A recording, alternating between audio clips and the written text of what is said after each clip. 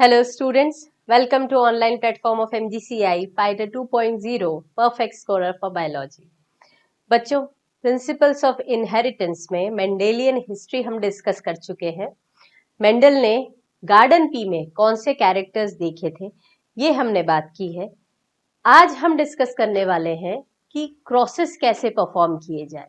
एक basic introduction तो मैं आपको पिछले लेक्चर में दे चुकी हूँ मोनोहाइब्रिड क्रॉस के बारे में, बट फिर भी जिन बच्चों को क्रॉस के बारे में सुन के एक फोबिया आ जाता है कि यार क्रॉस के क्वेश्चंस हम कैसे करेंगे, तो यहाँ पर सबसे बेसिक फंडामेंटल से हम स्टार्ट करेंगे। किस तरीके से आपको पेरेंटल जीनोटाइप से गैमीट्स बनाने हैं और उसका फ्यूजन करना है, देन रिक्वायर्ड पॉसिबल जीनोटाइप्स को कैसे निकालें। ठीक है बच्चों, तो आगे चले। सबसे पहले तो हम बात कर लेते हैं पनेट स्क्वायर की। लास्ट लेक्चर हमने जहां छोड़ा था,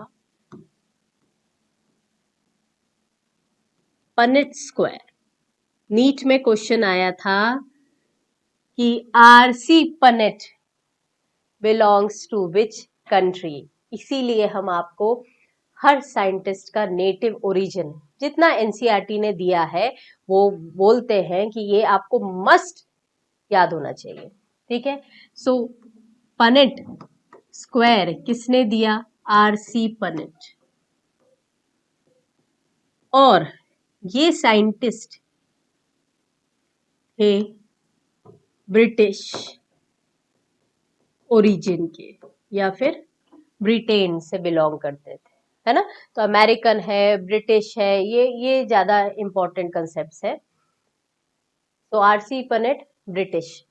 अब यहाँ पर ये पनेट स्क्वायर आपको क्या बताता है? ये एक ग्राफिकल रिप्रेजेंटेशन है।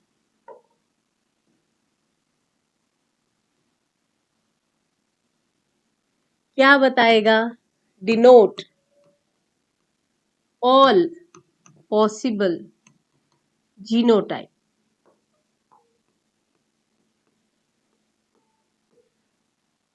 जब भी आप एक क्रॉस परफॉर्म करेंगे तो उस क्रॉस से कितने पॉसिबल जीनोटाइप्स निकल सकते हैं, कितने कॉम्बिनेशंस बन सकते हैं, उसके लिए दिया गया पनेट स्क्वायर। से फॉर एग्जांपल हम देख लें ये स्क्वायर, ठीक है। मान लीजिए हम बात कर रहे हैं मोनोहाइब्रिड क्रॉस की। अब मोनोहाइब्रिड क्रॉस में होता क्या है, जैसे फॉर एग्जांपल होमोजाइगस पेरेंट्स लिए, कैपिटल टी क्रॉस किया स्मॉल टी से, है ना। अब बच्चों ये जो दिख रहा है, अगर बोला है ये टॉल है, अगर बोला है ये ड्वार्फ है, तो ये इनके फिनोटाइप्स है। क्या है? फिनोटाइप्स दिख रहा है। बट अगर हम बात करें इनके जीनोटाइप की, तो जीनोटाइप क्या है? Capital T homozygous tall, small T homozygous dwarf, ये जीनोटाइप है। अब इनके गैमीट्स बनाना है। मैंने बताया है आपको गैमीट्स कैसे होते हैं? हैप्लॉइड, मतलब इस अलील के पेयर में से एक गैमीट बनाएगा। तो यहां पर जब गैमीट बनेंगे तो कितने प्रकार के बने? प्रकार बोल रही हूं, हाँ, टाइप्स। एक ही प्रकार का बना है। हाँ, कितने गैमीट बने तो यहां दिख रहे हैं 2, पर हर एक सर्कल में आपको सिर्फ एक कैपिटल टी जाता हुआ दिख रहा है। सेम चीज यहां भी करनी है, स्मॉल टी और ये स्मॉल टी। ठीक है, तो ये हो गए आपके गैमीट का फॉर्मेशन। अब फर्टिलाइजेशन करवा दो। तो फर्टिलाइजेशन में आपको सारे प्रोजेनीज कैसे मिलेंगे? F1 प्रोजेनीज मिलेंगे आपको कैपिटल टी स्मॉल टी, है ना। ये कैपिटल टी स्मॉल टी दिखने में कैसा है? टॉल। जीनोटाइप कैसा है? हेटेरोजाइगस। अलग अलग है ना, एक डोमिनेंट एक रेसेसिव। तो टॉल है और दिखने में कैसा है? टॉल। और होगा कैसा जीनोटाइप? हेटेरोजाइगस। बट अब अगर आपसे बोल दिया जाए कि इनकी सेल्फिंग कराइए, सेल्फिंग, तो सेल्फिंग में थोड़ी सी दिक्कत होती है। इसीलिए अब ये सेल्फिंग देखो, पनेट स्क्वायर से कितनी आसान हो जाएगी, है ना। यहाँ पर आपको 2 गैमीट्स लिखना है, तो पहले तो इसे डिवाइड कर दो इस तरीके से। ये एक बॉक्स आपको छोड़ना है मेल फीमेल, ठीक, ये बना लिया आपने बॉक्स। अब इसमें आपको गैमीट्स लिख देना है, कैपिटल टी लिखा, स्मॉल टी लिखा, एक पेरेंट का मेल या फीमेल कुछ भी, एक पेरेंट का गैमीट आपने ले लिया एक हॉरिजॉन्टल रो में, फिर एक ले लिया आपने वर्टिकली, यहाँ पर दोनों सेल्फिंग हो रही है तो दोनों के जीनोटाइप सेम है, ये बना लिया, ठीक है। तो कैपिटल टी स्मॉल टी बनाया, इधर भी सेम लिखा कैपिटल टी स्मॉल टी। अब पॉसिबल कॉम्बिनेशंस बनाएंगे, कैपिटल टी इससे क्रॉस करेगा तो बनेगा कैपिटल टी कैपिटल टी, इस कैपिटल टी को स्मॉल टी से क्रॉस कराएं, कैपिटल टी स्मॉल टी। अब ये स्मॉल टी कैपिटल टी से क्रॉस करेगा, capital T small T, dominant पहले लिखते हैं, ये स्मॉल से क्रॉस करेगा स्मॉल टी स्मॉल टी। अब देखो यहां पर दिखने में ये कैसा है, टॉल, ये कैसा है, टॉल, क्योंकि डोमिनेंट होमो और हेट्रो दोनों कंडीशंस में दिखता है। ये कैसा दिखेगा, टॉल, पर ये पौधा कैसा दिखेगा, ड्वार्फ, ठीक है। तो अब यहां पर रेशो कैसा आया, फिनोटिपिक रेशो, मोनोहाइब्रिड क्रॉस है, phenotypic ratio tall is to dwarf. Tall कितने दिख रहे हैं यहाँ, 4 में से आपको 3, तो tall 3, dwarf 1। Genotypic ratio, genotypic में देखो होमोजाइगस टॉल, होमोजाइगस टॉल मतलब कैपिटल टी, हेट्रोजाइगस और होमोजाइगस ड्वार्फ। बताओ देख के कितने हैं होमोजाइगस टॉल, एक ही दिख रहा है, तो यहाँ पर 1। हेट्रोजाइगस टॉल 2 दिख रहे हैं, होमोजाइगस ड्वार्फ 1 दिख रहा है, क्लियर है। तो ये बहुत सिंपल से पनेट स्क्वायर क्या होता है, पनेट स्क्वायर एक ग्राफिकल रिप्रेजेंटेशन है जिसमें आप प्रोबेबिलिटी दिखाते हैं, क्या दिखाते हैं, प्रोबेबिलिटी, ये शब्द याद रखना, प्रोबेबिलिटी फिक्स थोड़ी है, कौन सी जनरेशन में क्या होने वाला है उसकी प्रोबेबिलिटी है। अब प्रोबेबिलिटी में ऑल पॉसिबल जीनोटाइप बता दिए कि ये इनमें से कुछ भी मिल सकता है आप, ठीक है। अब ये कैसे रेशो में मिलते हैं, फिनोटिपिक रेशो देखा, ये F2 जनरेशन है, सेल्फिंग कराई, दिस इज F2। F1 में कोई रेशो मिला क्या, बिल्कुल नहीं, F1 में कोई रेशो नहीं मिला, सारे प्लांट्स कैसे थे, डोमिनेटिंग कैरेक्टर दिखा रहे थे, दैट मीन्स टॉल थे। यहाँ पर ratio phenotypic ratio monohybrid cross का 3:1। अब मान लो एनसीईआरटी ने 2-3 पेजेस में एक्सप्लेन किया है कि किस तरीके से, अगर मैं पूछूं टॉल, तो टॉल को आप किस तरीके से लेंगे, टॉल है तो 4 प्रोजेनीज में से टॉल कितने हैं, 3 टॉल है, तो इसका रेशो कितना हो जाएगा, 3/4 टॉल का। अगर मैं ड्वार्फ पूछूं, ड्वार्फ का प्रपोर्शन पूछूं, तो 1/4। आई बात समझ में, ये अभी परसेंटेज या प्रपोर्शन अभी एनसीईआरटी में मैं बताऊंगी, ठीक। तो ये चीज क्लियर हो गई बेटा। तो ये होता है आपको कि किस तरीके से आप क्रॉसेस को पनेट स्क्वायर की मदद से एक्सप्रेस करते हैं। अब एक इंपॉर्टेंट कंसेप्ट, अब हमें दिखा तो था कि ये क्रॉस में जब आपको दिखा F1 प्रोजेनी खेत में आपको दिखा टॉल, है ना। अब आपसे किसी ने पूछ लिया कि ये बताइए कि ये टॉल होमोजाइगस टॉल है कि हेट्रोजाइगस टॉल है, 2 पॉसिबिलिटीज हो सकती है, या तो ये कैपिटल टी हो, या तो ये कैपिटल टी स्मॉल टी हो, 2 पॉसिबिलिटी हो सकती है, क्योंकि इसमें भी टॉल होगा, इसमें भी टॉल होगा, बट आपको देखने से, पौधे को देखने से समझ में नहीं आता कि जीनोटाइप क्या है, और इसीलिए क्वेश्चन आया, how to determine unknown genotype, how to determine unknown genotype of progeny, progeny का अननोन जीनोटाइप आपने कैसे पता लगाया? तो जनरली हम बताते हैं कि इसके लिए एक क्रॉस आता है जिसे हमने बोला टेस्ट क्रॉस। टेस्ट क्रॉस का मतलब है क्रॉस बिटवीन, इसके बीच में F1 प्रोजेनी, पर जरूरी नहीं है कि हमेशा F1 हो।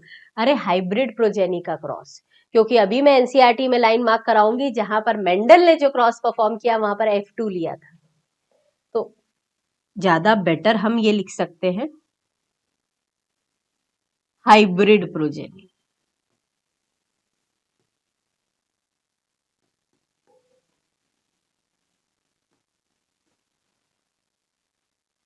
एंड देखो, आप उसके साथ क्रॉस करवाए ना जो अपना कुछ एक्सप्रेशन नहीं देता।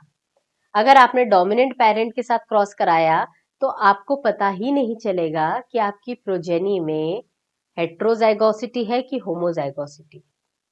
अगर आप रेसेसिव पेरेंट से क्रॉस कराएंगे तो आपको रिजल्ट समझ में आएगा। तो यहां पर cross between hybrid progeny and homozygous recessive parent,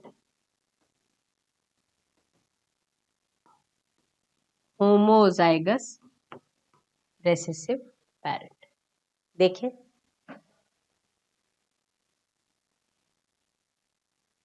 अब देखो, फॉर एग्जाम्पल हमने जब प्योर लाइन्स का क्रॉस कराया था, मेंडल ने प्योर लाइन्स का क्रॉस कराया था, तो ये मिला था आपको F1। पर ये तो मैंने यहां लिखा है आपको फील्ड में क्या दिखा? फील्ड में तो दिखे टॉल प्लांट्स। अब देखो, अगर इस टॉल को हमने क्रॉस कराया, ये टॉल, दो पॉसिबिलिटी है, ये टॉल या तो ऐसा हो सकता है या फिर ऐसा हो सकता है। ठीक, तो हमने क्रॉस करके देख लिया इससे। जब ये क्रॉस किया तो सारे प्लांट्स F, सारे जितने भी प्लांट्स आपको मिले वो क्या मिले? टॉल। ठीक है, ये था आपका पेरेंट। प्रोजेनी कौन सा है? ये प्रोजेनी है ना, ये F1 है और ये है पेरेंट,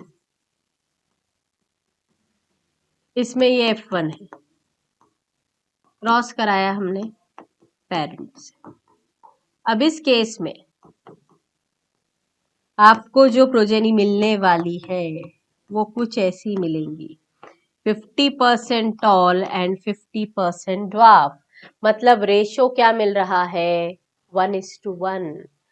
तो देखो यहाँ पर test cross ratio, monohybrid test cross ratio. क्यों? क्योंकि हाइब्रिड को आप क्रॉस करा रहे हैं। F1 जनरेशन में हाइब्रिड मिला था, तो 1:1 रेशो। तो अगर आपको खेत में आधे पौधे 50% प्लांट्स डोमिनेंट दिखे, 50% ड्वार्फ दिखे, रेसेसिव कैरेक्टर वाले, तो इसका मतलब जो प्रोजेनी थी आपकी वो प्रोजेनी कैसी मिली आपको? हेट्रोजाइगस। तो इससे आपका जीनोटाइप F1 प्रोजेनी का या फिर हाइब्रिड प्रोजेनी का जीनोटाइप पता लग सकता है कि वो हेट्रोजाइगस है कि होमोजाइगस है। तो यहाँ पर अननोन जीनोटाइप पता करने के लिए हमने क्या किया? Test cross. इस टेस्ट क्रॉस का कंसेप्ट किसने दिया था? मेंडल ने। Concept given by Mendel. आई बात समझ में? इतना क्लियर हो गया? तो ये हम एनसीईआरटी से रीड कर लेते हैं कि एनसीईआरटी अब इसके बारे में क्या बोलती है।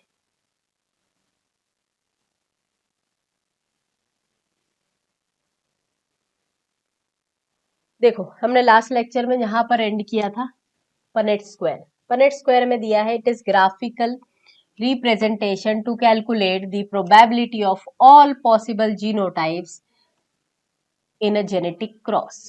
The possible gametes are written on the two sides, देख लिया था हमने, usually the top row and left columns. All possible combinations are represented in the box. The Punnett square shows parental tall, capital T, and dwarf small t.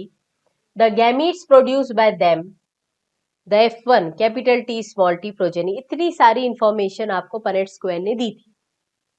The F1 plants of genotype capital T small t and are self-pollinated.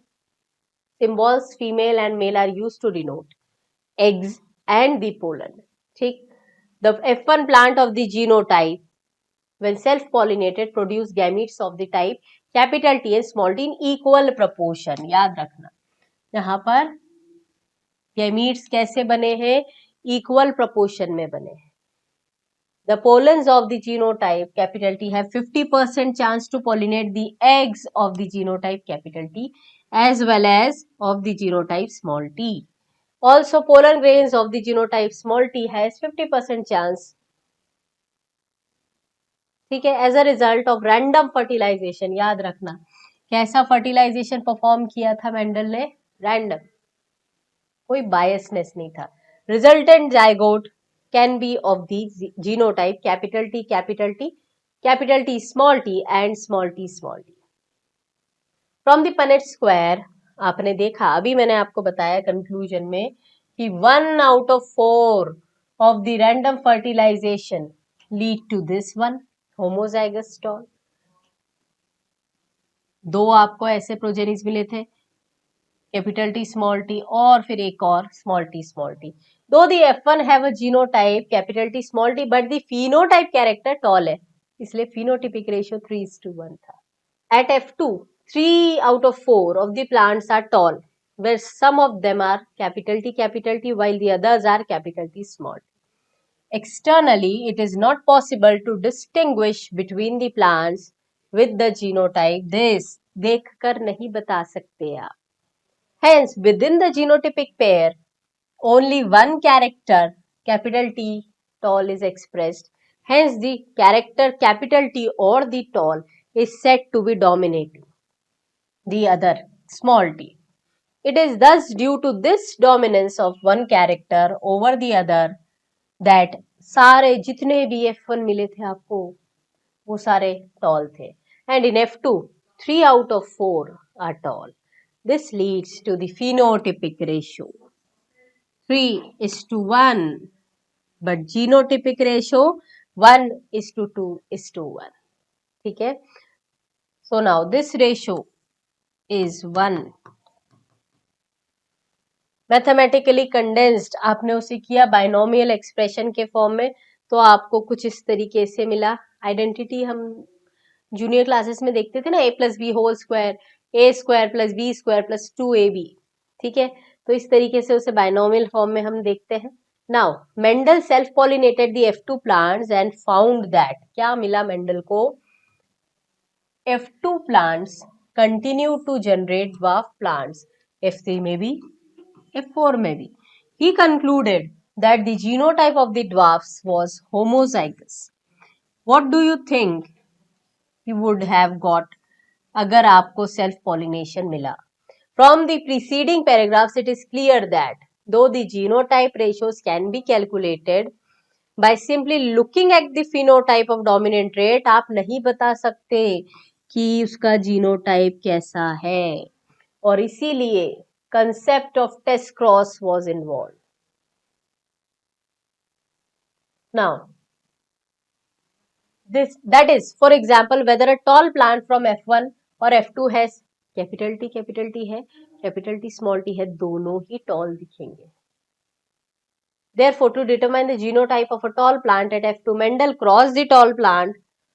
देखो, to determine the genotype, Mendel crossed the tall plant from F2 with a dwarf plant.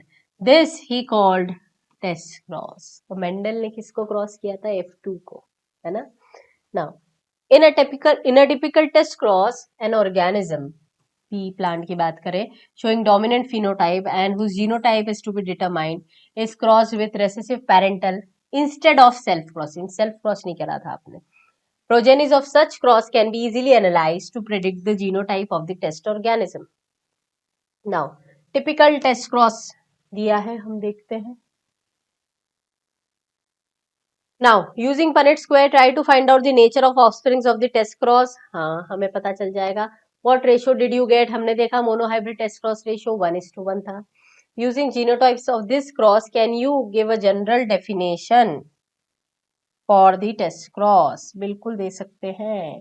Test cross क्या है? जब आप एक hybrid progeny का cross करवाते हैं homozygous recessive parent से to determine the unknown genotype. देखो यहाँ पर अब ये दिख रहा था वॉयलेट कलर, बट ये वॉयलेट ऐसा भी हो सकता है, ऐसा भी हो सकता है. जब आपने क्रॉस कराया होमोजाइगस रेसेसिव से तो सारे अगर वॉयलेट मिले तो अननोन जीनोटाइप होमोजाइगस डोमिनेंट है. अगर 50-50 रेशियो मिला, half of the flowers are violet and half are white, तो आपको समझ में आया कि जो हाइब्रिड है वो हेट्रोजाइगस है.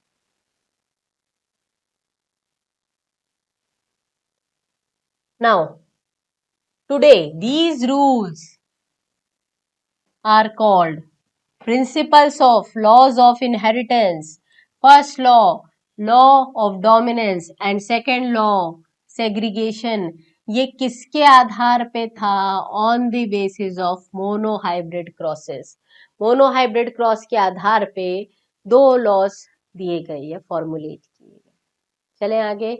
Now, law of dominance. बेटा इस बार का जो नीट का पेपर था उसमें आपको दिया गया था लॉ ऑफ डोमिनेंस से रिलेटेड फैक्टर्स की सारी स्टेटमेंट्स और आपको पता करना था कि करेक्ट कौन सी है. ठीक है, तो यहाँ पर देखो, अब ये पता है कि एक कैरेक्टर को कंट्रोल करता है एक जीन. एक जीन मतलब उसके दो अलील्स. बट क्या जीन का कंसेप्ट मेंडल ने दिया था? बिल्कुल नहीं. मेंडल ने किसका कंसेप्ट दिया था? फैक्टर्स का.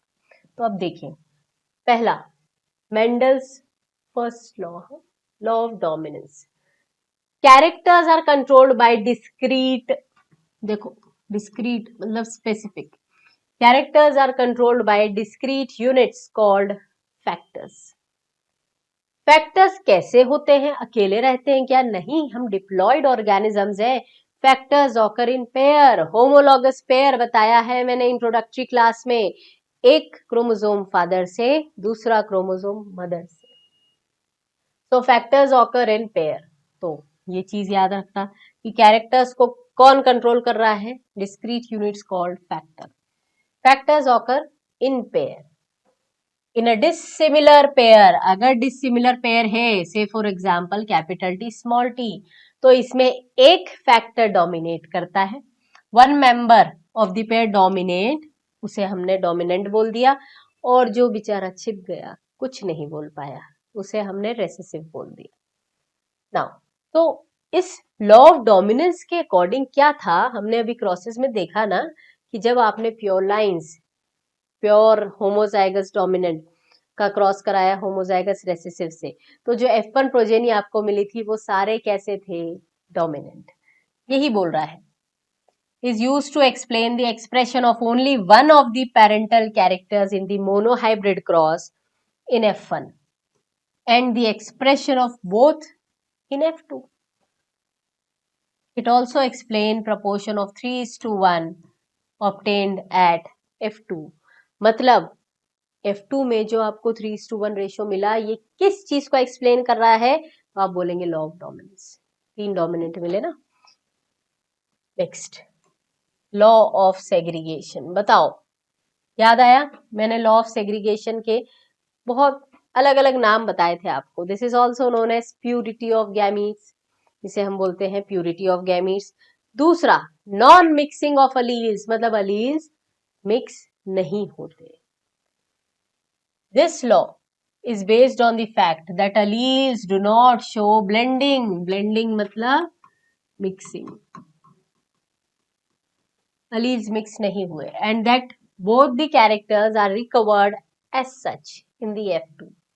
जो छिप गया था F1 में वो F2 में फिर से आया. Though one of these is not seen in F1. F1 में नहीं दिखा था.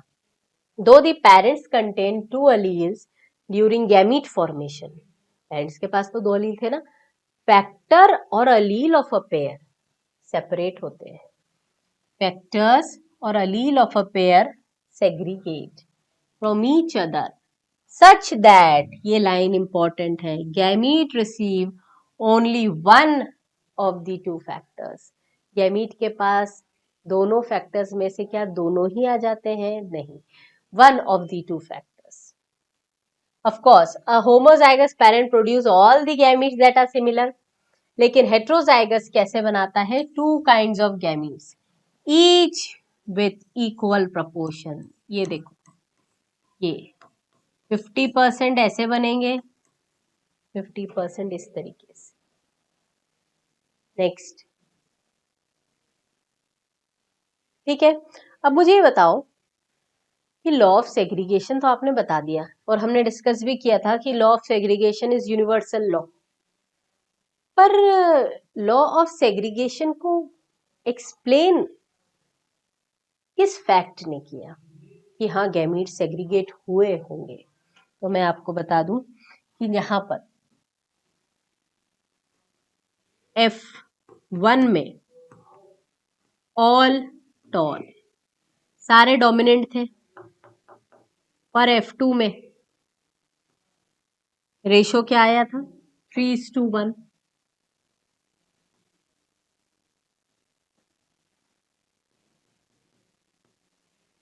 F2 में 3:1.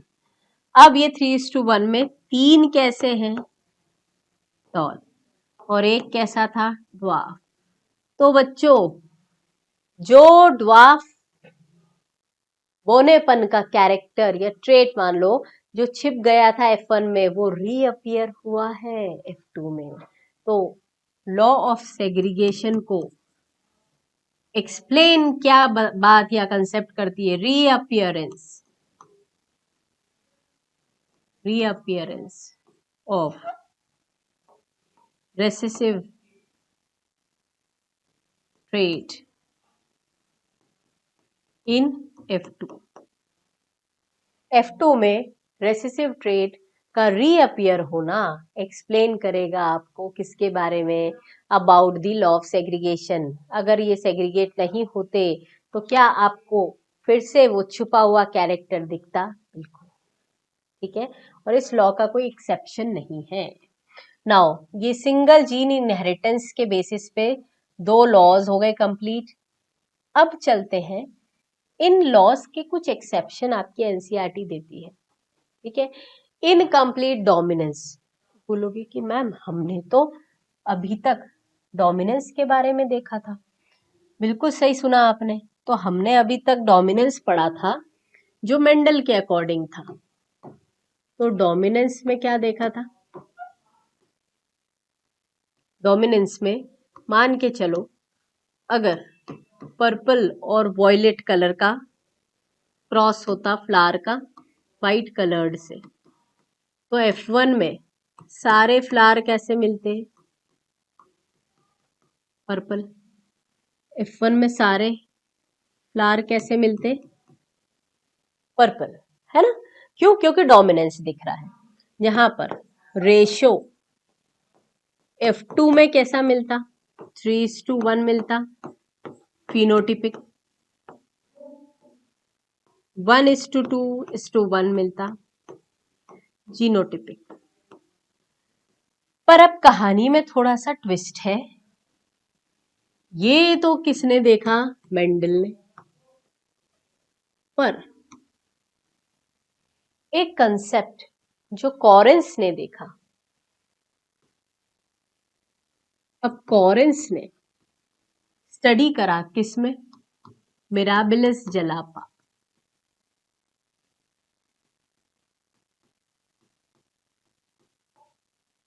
एक और है एंटीराइनम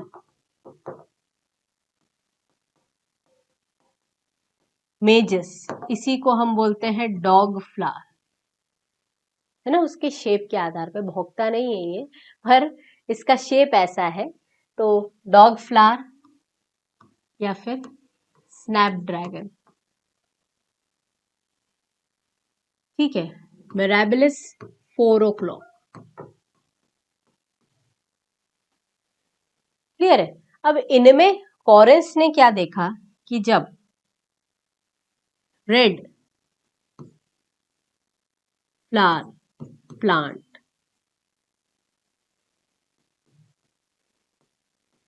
का क्रॉस कराया वाइट से, इसके जीनोटाइप कैपिटल आर, इसके लिए स्मॉल आर। अब इसके गैमीट्स बनाओ, इसके गैमीट क्या बनेगा, कैपिटल आर, इसका क्या बना, स्मॉल आर। अब यहां बना फर्टिलाइजेशन के बाद capital R small R F1 generation, है ना। तो हम तो खुश हो गए कि हाँ मेंडल के हिसाब से तो ये कैसा दिखना चाहिए था, रेड, क्योंकि डोमिनेंट दिखता। पर यहां पर ये कैसा अपीयर हुआ, पिंक। बताओ कैसा दिखा, पिंक। तो हमें ये समझ में आया कि दोनों अलील्स, बोथ अलील्स, दोनों ने सोचा कि लड़ाई झगड़े से कोई मतलब नहीं है, तुम तुम्हारा थोड़ा सा असर दिखाओ, मैं मेरा थोड़ा सा असर दिखाता हूँ, दोनों के इंटरमिक्स असर दिखा देते हैं। So both allele show intermediate effect.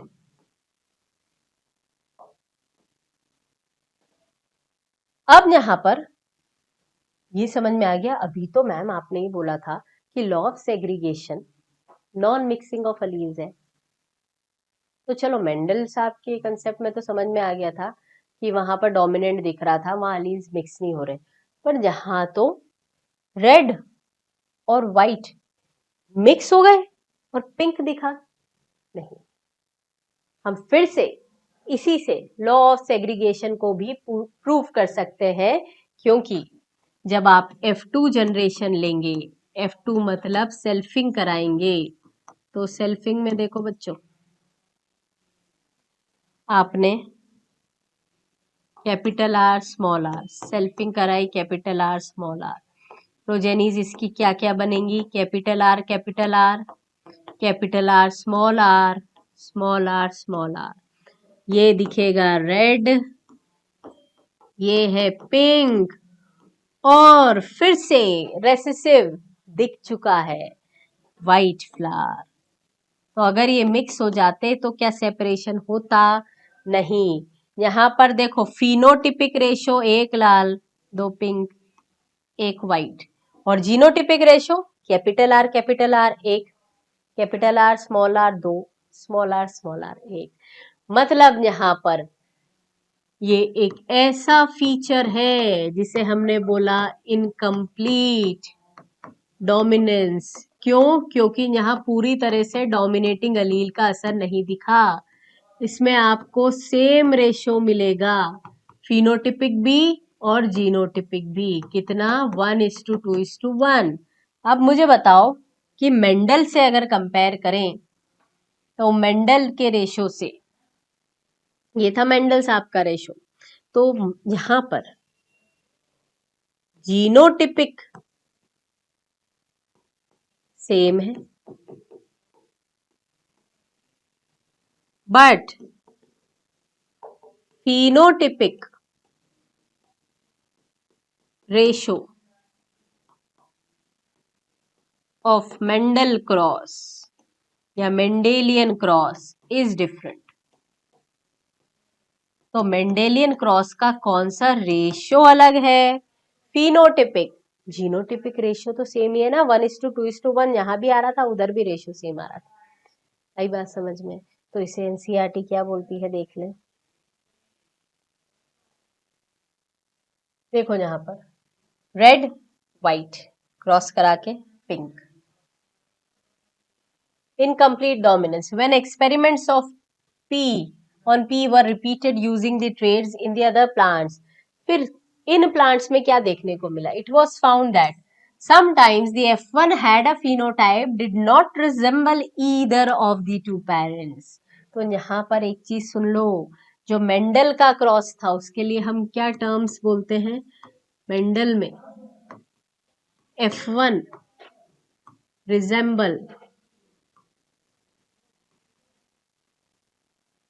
resemble one of the parent।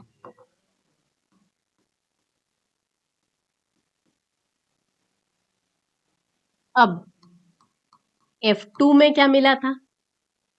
F2 में क्या मिला था? रेशो, दोनों पेरेंट से मिलता जुलता। पर अब यहां पर देखो इनकम्प्लीट डोमिनेंस में ये पिंक है, पिंक, तो पिंक किस पेरेंट से मिल रहा है? अरे कोई पेरेंट ही नहीं है पिंक। तो अगर आपको ऐसी कंडीशन मिले कि F1 प्रोजेनी है, resemble neither of the parents, किसी भी पेरेंट से नहीं मिल रही, तो वो क्या हो जाएगा? Did not resemble either of the parent, या फिर आप बोल सकते हो नीदर ऑफ द पेरेंट, किसी भी पेरेंट से नहीं मिलता है ना। तो यहां पर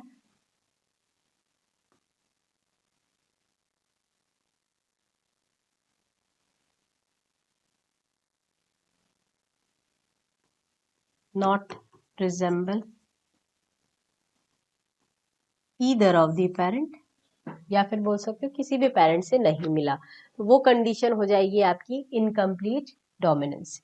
देखो यहाँ पर the inheritance of flower colour in the dog flower, Snapdragon, antirrhinum मेजस is a good example to understand the incomplete dominance. In this cross between true breeding, देखो फिर से बोला है ट्रू ब्रीडिंग को यूज किया था, true breeding red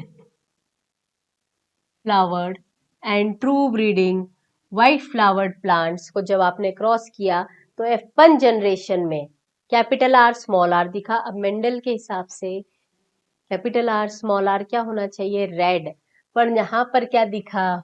pink. When the F1 was self pollinated, जब आपने सेल्फ पॉलिनेट किया इस F1 को, तो आपको ये रेशियो मिले।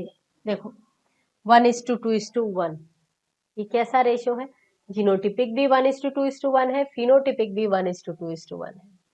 Here the genotypic ratios were exactly as we found in the Mendelian monohybrid cross, but क्या वेरी कर गया?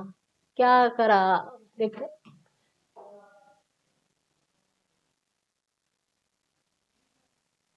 but the phenotypic ratio changed from the dominant 3:1 दिखा था आपको वहां पर डोमिनेंट इज टू रेसेसिव का रेशियो मेंडेलियन क्रॉस में, बट यहां पर क्या हो गया? 1:2:1। तो ये चीज हमें समझ में आई कि हम जो डोमिनेंट बोल रहे हैं वो डोमिनेंट क्या है।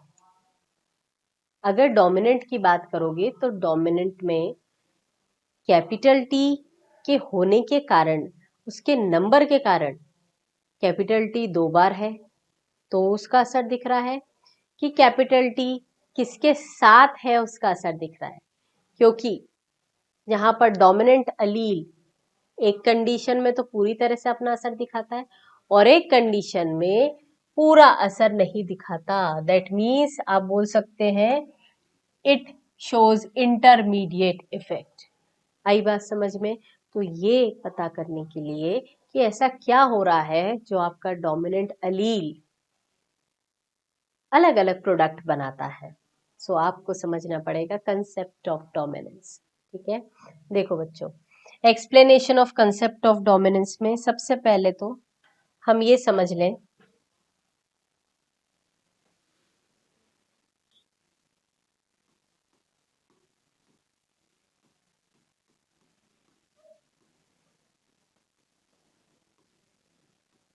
कुछ चीजें हैं बेसिक जो आपको पता होनी चाहिए।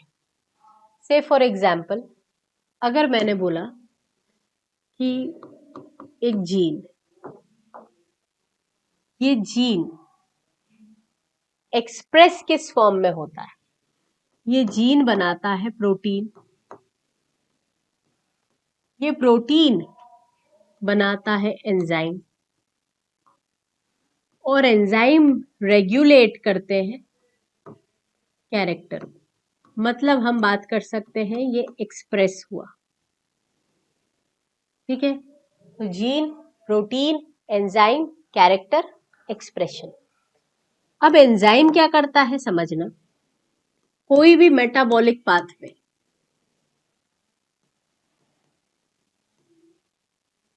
कोई भी मेटाबॉलिक पाथवे की अगर हम बात करें तो सबस्ट्रेट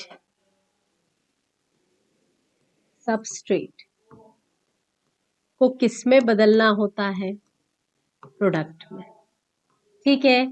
पर ये क्या अपने आप होता है? No, reactions in our body or living body are catalyzed by the enzyme। तो यहां पर लगने वाला होता है एंजाइम, ठीक है।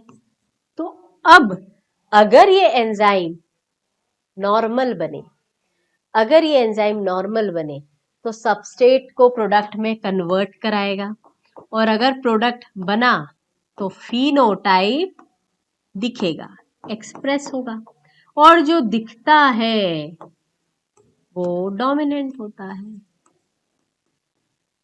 तो सब कुछ किस पे निर्भर कर रहा है? एंजाइम के ऊपर। तो ये हो सकता है कि एंजाइम इतना एफिशिएंट बने कि बहुत जल्दी उसने सबस्ट्रेट को प्रोडक्ट में बदल दिया, कैरेक्टर्स को एक्सप्रेस करा दिया, डोमिनेंट दिखा। क्या ऐसा हो सकता है कि एंजाइम थोड़ा सा कम एफिशिएंट बने? एंजाइम तो बन रहा है, नॉर्मल एंजाइम नहीं बन रहा, कैसा है? Less efficient. तो क्या कैरेक्टर दिखेगा? बिल्कुल दिखेगा। रिएक्शन में समय लगेगा बट एक्सप्रेशन तो होगा। तो एंजाइम अगर नॉर्मल है, नॉर्मल एंजाइम है या फिर लेस एफिशिएंट एंजाइम है,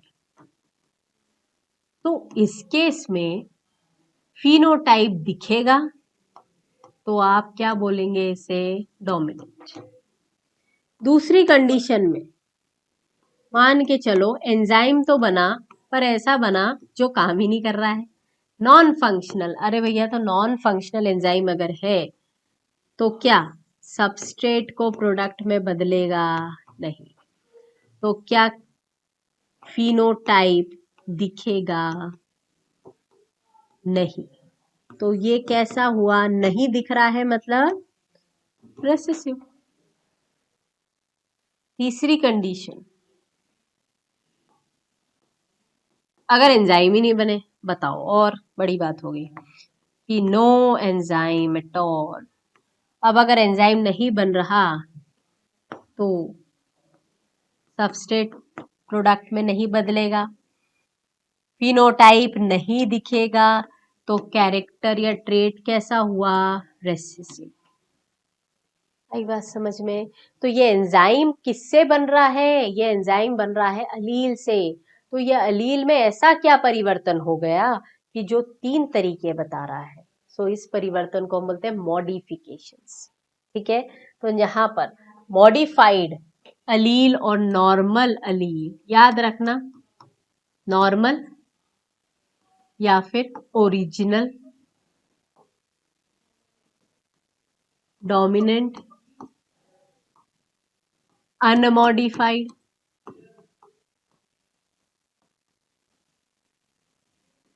वाइल्ड टाइप, ये सब एक ही नाम है। इनका मतलब है कि हम तो भैया वैसे ही हैं जैसे थे, कोई परिवर्तन नहीं हुआ, या परिवर्तन ऐसा हुआ कि हम नॉर्मल एंजाइम बना रहे हैं। तो इस केस में फिनोटाइप दिखता है, so it is normal, original, dominant, unmodified और वाइल्ड टाइप। पर अगर इसके कॉन्ट्राडिक्शन में हम बात करें कि कुछ म्यूटेशन हो गया मान लो, तो जीन कैसा हो गया? मॉडिफाइड, या मॉडिफाइड अलील। अब मॉडिफाइड अलील बोला जाता है रेसेसिव। अब मॉडिफिकेशन कैसा हुआ? या तो पहली केस, या दूसरा, या तीसरा। तो अब देखो, पहले केस में तो मॉडिफिकेशन डोमिनेंट के इक्विवेलेंट है, पर दूसरे और तीसरे केस में मॉडिफिकेशन कैसा है? रेसेसिव जैसा। मतलब हम बोल सकते हैं कि modified allele is always recessive कि जनरली रेसेसिव? जनरली। ऑलवेज नहीं बोल सकते, क्योंकि अगर पहली कंडीशन बन गई तो उसमें तो फिनोटाइप दिखेगा, ये कंसेप्ट बहुत इंपॉर्टेंट है, बहुत क्रूशियल है, मेजॉरिटी बच्चों को ये चीज़ें समझ में नहीं आती। तो आप पॉज कर करके फिर से रिपीट कर करके ये लेक्चर मेरा सुने।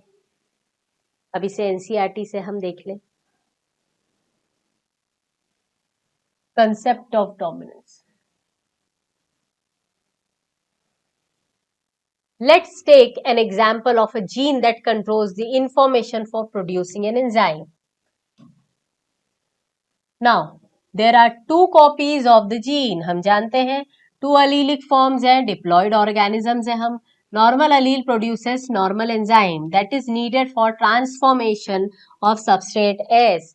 S substrate को product में बदलने के लिए normal enzyme चाहिए. But theoretically, modified allele could be responsible for, ये modified allele या तो normal enzyme या less efficient enzyme बनाए. तो इस कंडीशन में this is equivalent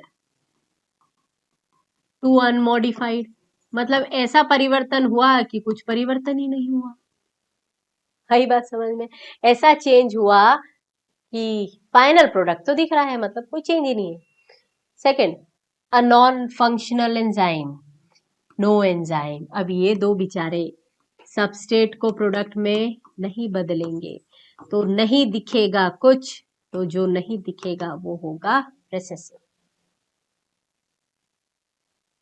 in the first case the modified allele, देखो बोला ना, in the first case the modified allele is equivalent to the unmodified allele, that is it will produce the same phenotype. हाँ, समय लगा पर वैसा ही phenotype दिया. That is result in the transformation of the substrate S. Such equivalent allele pairs are very common, but if the allele produces a non-functional enzyme or no enzyme, phenotype may be affected. Phenotype or trait will only be dependent on the functioning of unmodified allele, क्योंकि वो normal enzyme बनाता है. So the unmodified allele which represent the original phenotype is dominant allele. और modified allele is generally recessive, क्योंकि दो conditions में वो express नहीं हो पा रहा. Hence in the example about the recessive trait is seen due to non functioning enzyme और नो एंजाइम. आई बात समझ में? तो जो दिख रहा है आपको डोमिनेंट दिख रहा है, वो डोमिनेंट एक अलील का एक्चुअल ऑटोनॉमस फीचर नहीं है. ये कंसेप्ट भी हम आगे देखने वाले हैं. ये जो अलील एक्सप्रेस हो रहा है वो डिपेंड करता है कि किस प्रकार से एंजाइम बना है, एंजाइम कैसे सबस्ट्रेट को ट्रांसफॉर्म कर रहा है प्रोडक्ट में. अगर ट्रांसफॉर्मेशन हुआ है, प्रोडक्ट बना है, तो दिखेगा, दैट मीन्स डोमिनेंट फिनोटाइप. अगर ट्रांसफॉर्मेशन नहीं हुआ, दैट मीन्स एंजाइम नहीं बना या बना पर नॉन फंक्शनल है, तो इस केस में रेसेसिव अलील होगा या रेसेसिव फिनोटाइप दिखेगा नहीं है, रेसेसिव होगा. सो इस कंसेप्ट ऑफ डोमिनेंस को आप बहुत ध्यान से बार बार सुने और एनसीईआरटी में मार्क करते जाएं और करें. नेक्स्ट क्लास में हम देखने वाले हैं other exceptions of Mendelian genetics and 2 gene inheritance. Thank you so much.